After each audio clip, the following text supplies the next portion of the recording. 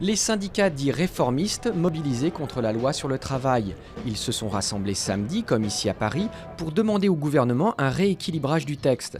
En cas de refus, ces syndicats, notamment la CFDT, ont menacé de rejoindre le camp de ceux qui réclament le retrait pur et simple du projet de loi. Manuel Valls doit présenter lundi les arbitrages du gouvernement. Les sociodémocrates européens à Paris. 5 jours après le sommet de Bruxelles sur la crise migratoire, François Hollande a réuni une quinzaine de dirigeants pour relancer la dynamique de l'Union européenne.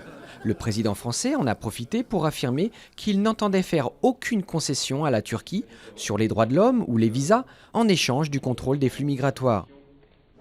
Damas met la pression à 2 jours de l'ouverture des pourparlers de paix sur la Syrie. Son chef de la diplomatie a prévenu samedi que le sort du président Bachar al-Assad est une ligne rouge à ne pas franchir alors que ses adversaires exigent justement son départ. Les négociations commencent lundi à Genève où les 2 chefs de la délégation de l'opposition sont déjà arrivés.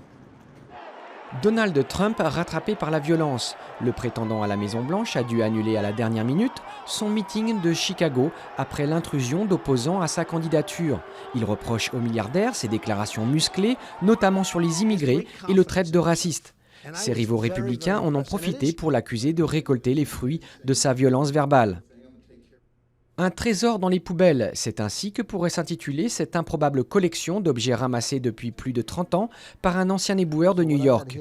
Trouvé au milieu des ordures, il témoigne de l'histoire du quartier d'East Harlem, explique Nelson Molina, qui a installé ses précieuses trouvailles sur son ancien lieu de travail, un dépôt de camions poubelles.